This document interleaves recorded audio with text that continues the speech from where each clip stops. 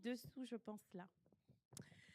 Seigneur Jésus, on te remercie, on te dit merci pour la parole qui va nous être apportée. Seigneur, que tu puisses ouvrir nos cœurs et que nos cœurs, Seigneur mon Dieu, puissent te recevoir. Merci pour la parole, Seigneur, que tu as pour nous ce matin et que vraiment elle puisse venir nous faire du bien, nous bénir ou peut-être, Seigneur mon Dieu, nous reprendre. En tout cas, on s'attend à toi, on s'attend à ce que tu puisses nous parler et on te dit merci pour cet honneur. Dans le nom de Jésus, Amen. Amen. Bonjour à tous. J'espère que vous passez un bon service jusqu'à maintenant. J'aimerais accueillir Nina qui vient de Montpellier. Voilà, ouais. Je t'affiche un peu. Nina, c'est vraiment quelqu'un d'extraordinaire. N'hésitez pas à parler, à discuter avec elle. Vous allez voir, elle est pétillante. Ok? Ça marche pour tout le monde? Est-ce que tout le monde va bien? Les enfants, vous allez bien? Est-ce que vos parents sont là? On voulait, à travers ce petit chant, vous montrer tous les enfants qu'il y a dans l'église et aussi encourager les parents à amener vos enfants à l'église. Est-ce que Stécie, tu peux te lever, s'il te plaît? Est-ce que Meggy, tu peux te lever? Est-ce que Ophélie, tu peux te lever? Voici les monitrices de l'école du dimanche, voilà. Est-ce que Meggy, Ophélie, tu es déjà debout? Super, il manque Clémentine là-bas, exactement, et Joséphine qui est la responsable. Elle ne peut pas être là aujourd'hui, mais vraiment encouragez-les. Elle s'occupe de vos enfants. Merci. Ok, et elle les élève, bien sûr, à la maison, on doit aussi les élever dans les voies du Seigneur, mais elles aussi, elles font un travail extraordinaire, elles les éduquent. On passe de Moïse à Joseph, à Josué, à Gédéon, toutes les histoires de la Bible y passent et on croit qu'on peut encore faire mieux et encore aller plus loin. Amen? Ça marche? Est-ce que les enfants, vous êtes contents d'être avec Stécie, Ophélie et les autres? Oui, ça va? Dites pas de bêtises, hein, ok? Dites pas non. C'est pas le moment, c'est pas le moment. Ok. Donc, je vais pas être long. J'aimerais déjà vous annoncer une bonne nouvelle, c'est que avec Lucille, on a enfin aménagé. Voilà. C'était, ouais, amen, c'était long, vous connaissez l'histoire. Ça y est, hier, il y a une équipe dirigée par Brian. Il est venu nous aider. Donc merci les gars de vous être déplacés, c'est vraiment sympa et je vous en suis très reconnaissant. Voilà, en tout cas, merci Seigneur, c'est vraiment une grâce, hein, ma chérie, ça va? On est une église où on veut vraiment être une église famille, où la Bible dit que nous sommes un corps et plus que ça, nous sommes une famille.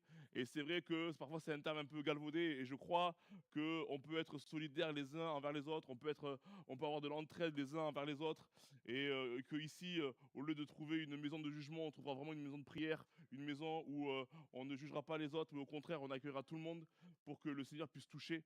Et c'est vraiment notre cœur avec Lucille et je crois que on marche ensemble, je dis bien ensemble, parce qu'on construit cette église ensemble, tous ensemble, vers ce principe-là. Et aujourd'hui, j'aimerais, le titre du message, c'est assez simple, c'est obéir à tes parents. Voilà, obéir à tes parents. Je vais prendre un seul verset et on va discuter ensemble. Donc, question directe pour vous aujourd'hui. Comment ça va avec papa? Et je parle pas qu'aux enfants, je me parle à moi aussi, je me parle à vous. Comment ça va avec papa? Certains répondent super bien, d'autres répondent pas, peut-être que c'est un peu moins bien. Ok, comment ça va avec maman? Ça va? Maman, elle est gentille. Est-ce qu'on a été gentil avec maman? Est-ce que parfois on a maman au téléphone? Et je parle pas qu'aux enfants, hein? Ah ouais, c'est pas qu'un culte pour les familles que les enfants, ok?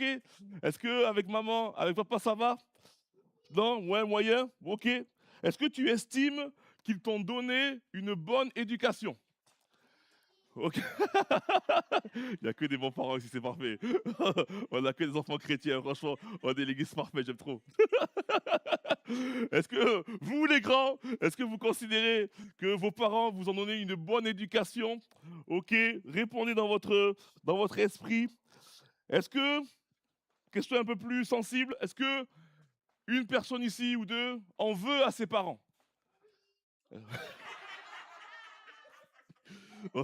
S'il te plaît, ne donne pas ton nom de famille, ne donne pas ton nom. Est-ce qu'une personne, voilà, parfois vous savez, papa, maman peuvent parfois ne pas avoir été les parents parfaits et même après 10, 15, 20 ans, il peut y avoir une situation qui fait que mon père ou ma mère m'a blessé et je porte encore les stigmates et même dans mon esprit, même en moi, en fait, j'ai j'ai cette amertume, j'ai cette difficulté envers mes parents. Et j'aimerais qu'on puisse un petit peu en parler aujourd'hui. Une autre question, c'est est-ce qu'une réconciliation est possible? Hmm.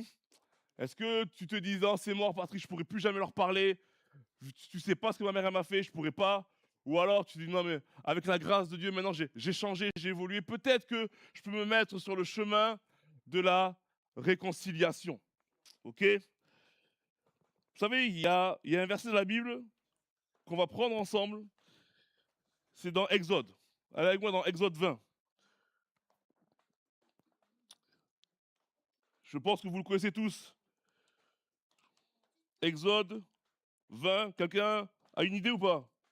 C'est lequel? Au nord. Ah, pas mal ça. Ah, Pauline, t'es chaud, t'es chaud. Pauline, ça va, Pauline? Par la foi. C'est ce qu'on veut entendre. Hop là.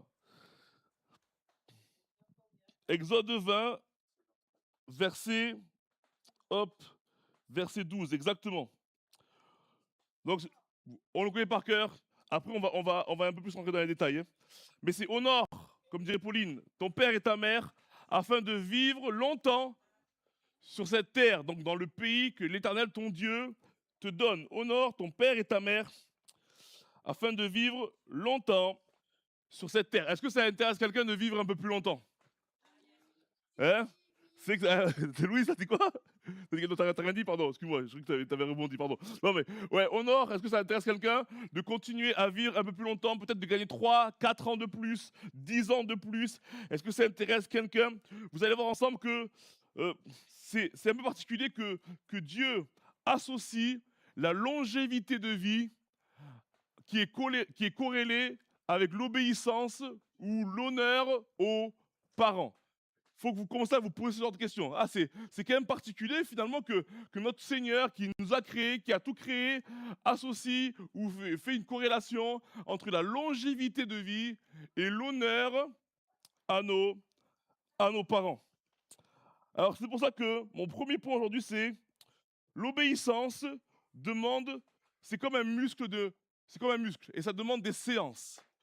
Certains vont à la muscu, vont à la salle de sport, font des séances de musculation. L'obéissance demande donc des séances. Alors, on va prendre les 10 commandements. Le premier commandement, c'est... Non? Je pose des questions? Tu n'auras pas d'autre Dieu en face de moi, devant ma face. Ok? Le deuxième, je vous l'ai dit. Tu ne feras aucune image taillée, aucun idole. C'est bon pour tout le monde? Ça, c'est les 10 commandements que Dieu a donnés à Moïse. Troisième, tu n'utiliseras pas le nom de ce Seigneur en vain. Exactement.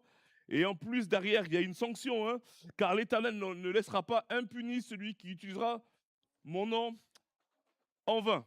Ok? Quatrième, tu respecteras le jour du. Ok, cinquième, honore ton père et ta mère. Sixième, tu ne commettras pas de meurtre. 7, tu ne commettras pas d'adultère. 8, tu ne commettras pas de vol. 9, tu ne porteras pas de faux témoignages, donc tu ne mentiras point. Et le 10e, tu ne convoiteras point. Souvent, quand tu étudies un petit peu les 10 commandements, souvent on le divise en deux. On prend les 4 premiers.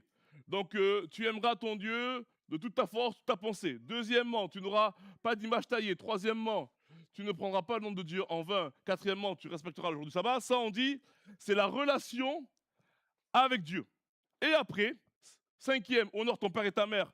Tu ne commettras pas de vol, d'adultère, etc. Ça, on dit, c'est la relation avec, exactement, avec les gens. Bon, moi, je suis un peu différent, c'est les théologiens qui parlent comme ça. Je vais juste, moi, rajouter le honore ton père et ta mère dans la première partie. C'est pas la relation avec les gens. Pour moi, ça se divise en deux, 5 et 5, et non pas 4 et 6. C'est que le honore ton père et ta mère, il rentre dans la relation à Dieu. Et j'aimerais vous dire une chose. Il y en a qui sont parents ici? Ok, ok. J'ai une parole pour vous, les parents. C'est qu'en fait, Dieu vous a pas donné un enfant ou donné des enfants. Dieu vous a confié des enfants. Ça, c'est hyper important la nuance. Il vous a confié des enfants. Et quand je dis que l'obéissance, c'est des séances, c'est qu'en fait, ils doivent apprendre l'obéissance avec vous. Vous devez les entraîner à vous obéir, à obéir à vos parents, pour que demain, lorsque Dieu aura besoin de vos enfants, comme moi ici, l'appel au ministère ou à être missionnaire ou à autre chose, ils auront déjà obéi avec vous, donc ça sera facile pour eux d'obéir à Dieu. C'est vraiment important de comprendre ça.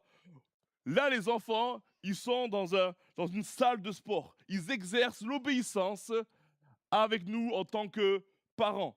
Parce que demain, vous allez devoir les lâcher prise, les relâcher à Dieu. Et maintenant, tu n'obéiras plus à moi, Patrick. Maintenant, tu vas obéir maintenant à Dieu. Parce que combien savent que parfois l'obéissance, c'est pas forcément un mot avec lequel on est très à l'aise. Ah, certains n'aiment pas trop obéir. Obéir, parfois, c'est un gros mot. C'est un mot un peu familier, un mot avec lequel on est un peu gêné. On n'aime pas trop dire ça. C'est pour ça que il y a deux catégories. Aimer Dieu et aimer les hommes. Et c'est un petit peu un slogan, une fois dans les églises, je ne sais pas si certains connaissent l'église Hillsong, par exemple, ils ont fait un slogan, c'était « Love God and love people ». C'est bon? Ok. Aimer Dieu et aimer les hommes. Ça marche? Et donc ça part des 10 commandements. Sauf qu'on met souvent le 5e, honore ton père et ta mère, dans la relation avec les humains. Non, non. Moi, clairement, Dieu, je ne dis pas que nos parents, c'est des dieux. Mais la réalité, c'est que comment tu veux obéir à Dieu si tu n'obéis pas déjà à tes parents?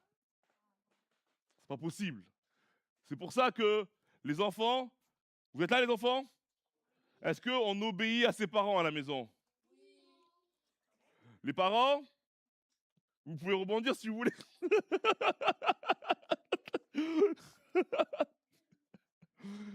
Ok. La deuxième chose, c'est l'obéissance déclenche des récompenses. C'est peut-être bizarre à dire, mais c'est une vérité. Question pour vous, quelle est la chose que tu regrettes? Quelle est la chose où tu regrettes de ne pas avoir écouté ton père ou ta mère? Est-ce qu'il y a une chose dans ta vie, tu te dis, purée, si j'avais écouté? Est-ce que tu t'es déjà posé cette question d'ailleurs? Ah mince, maman, si je t'avais écouté.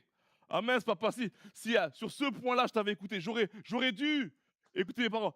Si j'avais écouté mes parents, je ne me serais pas marié avec telle personne. Si j'avais écouté ma mère. Ah, les belles-mères. Sur quel sujet tu te dis, tu sais, je vais prendre mon cas. Moi, quand je suis en études, je suis en DUT, scientifique là-bas à Bordeaux, et le DUT c'est sur 2 ans.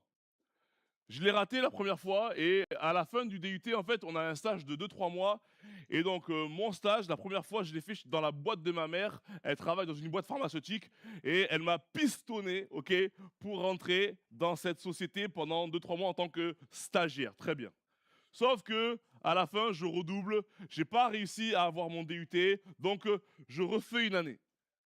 Et l'année d'après, pareil, je refais tous les cours et là, j'arrive à avoir la moyenne et on repart en stage en fin d'année. Et j'avais un prof, comme l'année d'avant, il avait des stages dans toute l'Europe, l'Espagne, l'Angleterre, l'Allemagne, l'Irlande, etc. Mais moi, l'année d'avant, je me suis dit, moi, je reste en France, chez ma mère, la planque, le confort, tranquille. Sauf que mon père, il me dit quoi l'année d'après? Il me dit, Patrick, pars en Angleterre. Je dis, non, non, papa, moi, je suis tranquille. Je ne suis jamais parti. Je suis toujours resté chez mes parents. Qui aime le confort? Qui est comme moi? Ok, personne, super. On est d'accord, rigolez bien. Voilà. Et moi, je suis jamais parti. Quitter mes parents, quitter ma famille, quitter mes amis. Moi, pendant 3 mois, jamais. Mais là, mon père, il me dit, non, non, non, t'as déjà redoublé. Il faut que tu partes. Il me pousse à partir. Et à un moment, je me dis, mon père, j'ai 19 ans, 19-20 ans, je dis, je vais l'écouter. Je vais obéir à ce qu'il me dit. Il me pousse un peu, ok? Mais au final, est-ce qu'on choisit? On ne choisit pas. Il m'a poussé, j'ai obéi. Et je suis parti donc en Angleterre pendant 3 mois. La réalité, c'est que je suis parti là-bas, j'ai kiffé. J'ai trop aimé. Je ne dirais pas j'ai adoré parce qu'on adore que Dieu, mais j'ai adoré l'Angleterre. Voilà, je vous le dis, j'ai tellement aimé. Je suis parti avec 10 amis de la même classe. Eux, ben justement, ils étaient en Angleterre. Ils allaient faire leur vie en Angleterre en plus des études. Moi, à chaque fois, il me tardait le dimanche pour aller à l'église en Angleterre. J'étais là, je louais Dieu, je chantais des chants qu'on chante en anglais. C'était extraordinaire.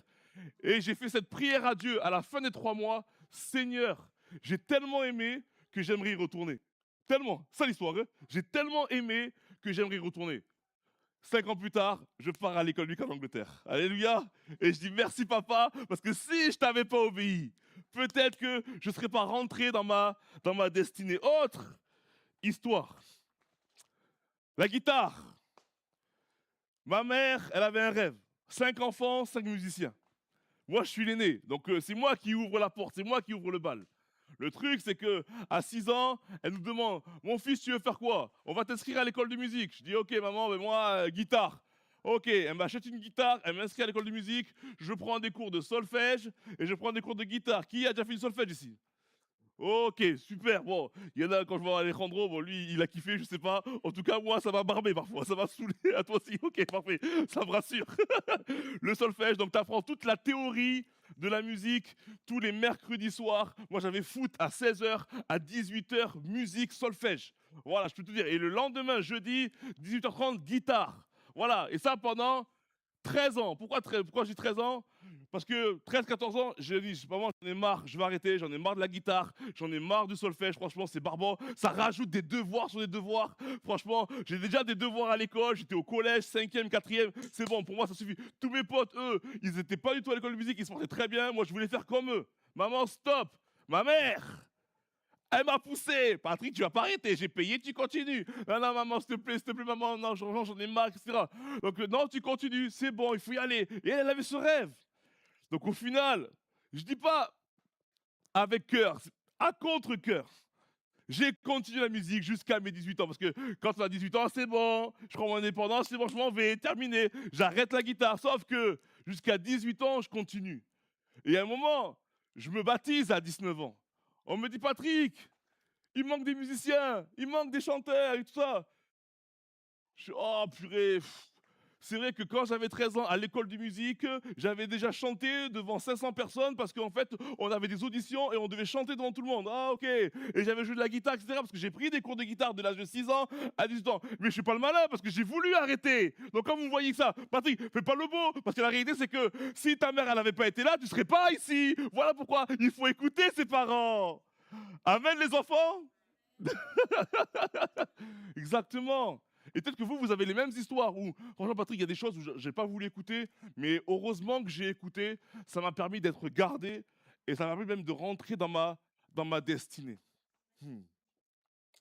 Mais à un moment, quand je vous dis, il faut aussi être entraîné à écouter Dieu. Vous allez dire, eh, Patrick, Lucille, c'est tes parents? Non, non, doucement, doucement, ça c'est Dieu. Non, pour tout vous dire, mes parents, parfois, vous savez, ils veulent le meilleur. Ils veulent le meilleur, etc. Parfois aussi, ils ont aussi leur mode de pensée, leur mode de calcul. Et parfois, ils ne peuvent pas être d'accord avec toutes nos décisions.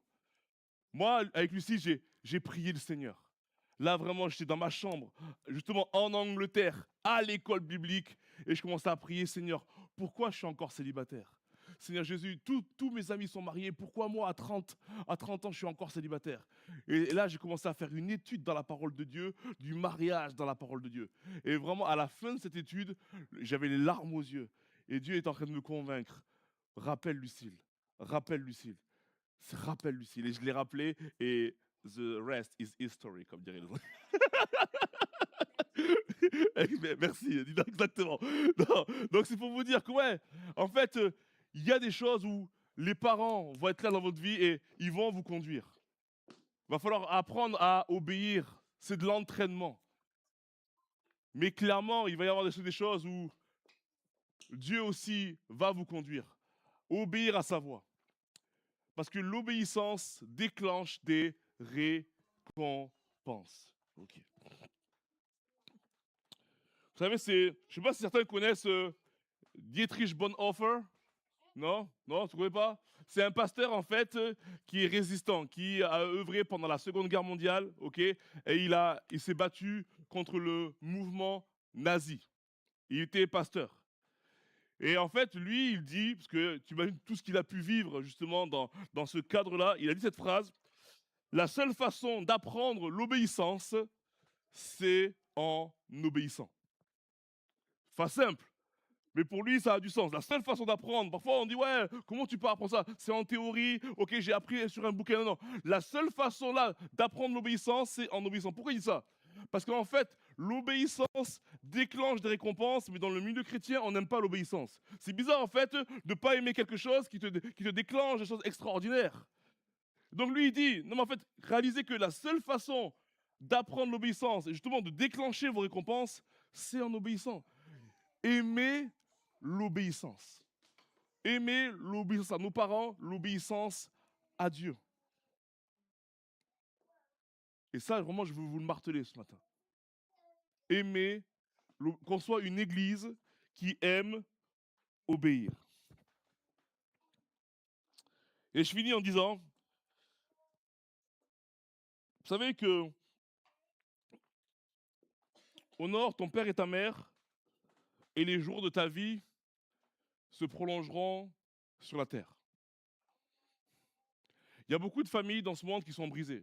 Demandez, je ne sais pas si vous avez déjà fait l'expérience d'aller voir un sans-abri dans la rue et de lui demander, mais c'est quoi ton histoire? Moi, ça m'est déjà arrivé. C'est quoi, d'où tu viens? J'ai lu aussi 2-3 livres justement par rapport aux sans-abri. Vous savez, on a monté une l'asso La Maison ici à l'X Arena. Et j'ai lu 2-3 livres parce que je voulais mettre mon esprit dans tout ce qui est réfugiés, demandeurs d'asile, sans-abri, précarité. Et chaque sans-abri a une histoire. Il n'est pas là comme ça par hasard. Et il faut comprendre une chose, c'est que chaque sans-abri a une famille. Et s'il est là dans la rue, c'est qu'à un moment, il y a une friction avec la famille. Parce que moi, si demain je tombe dans la rue, je repars chez mes parents. Il n'y a pas d'ego chez moi, ouais, j'en ai rien à faire, je reste dans la rue. Non, non, je repars chez mes parents. S'il est dans la rue, c'est que vous pouvez d'ores et déjà imaginer qu'avec la famille. Donc lui, je ne suis pas sûr que ses jours vont se prolonger sur la terre. Parce qu'il manque du monde autour de lui. Il est un peu isolé. Est-ce que vous voyez ce que je veux dire ou pas? Il est un peu isolé. Je pense que dans la rue, ce n'est pas le meilleur endroit pour que tes jours se prolongent. Et donc j'ai lu, il faut comprendre que, bon, je sais qu'il y a différentes cultures, et j'ai rien contre, là je vais vous parler des EHPAD, mais j'ai rien contre les EHPAD. Mais il y a d'autres cultures où, tu vois, moi je viens d'une culture plutôt africaine, où on prend les parents dans les maisons. Après, en Italie c'est pareil, ils prennent les parents dans les maisons. Après, nous, en France, et moi, demain, je ne sais pas comment je réagirais avec mes parents. Peut-être qu'aussi, je les mettrais peut-être dans une maison de retraite. Mais environ 15% des résidents meurent sans famille proche présente. Des associations signalent aussi des dizaines de personnes âgées qui sont retrouvées mortes, seules, chez elles chaque année, parfois longtemps après leur décès. Et pourquoi cela arrive?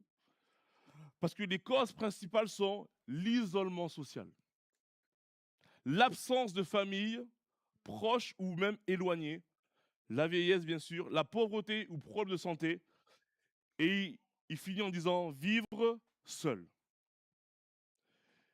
Il y a une corrélation entre vivre longtemps, ok, et honorer ses parents. Je ne sais pas, vous demain, comment vous voulez partir de ce monde, mais si on doit répondre à la question, on aimerait tous partir de ce monde avec nos proches autour de nous.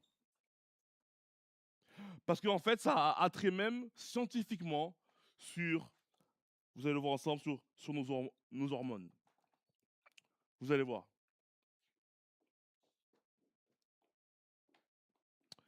En fait, la présence de personnes aimées peut diminuer la peur et l'anxiété, peut donner un sentiment de sécurité, renforcer la volonté de rester en vie encore un peu.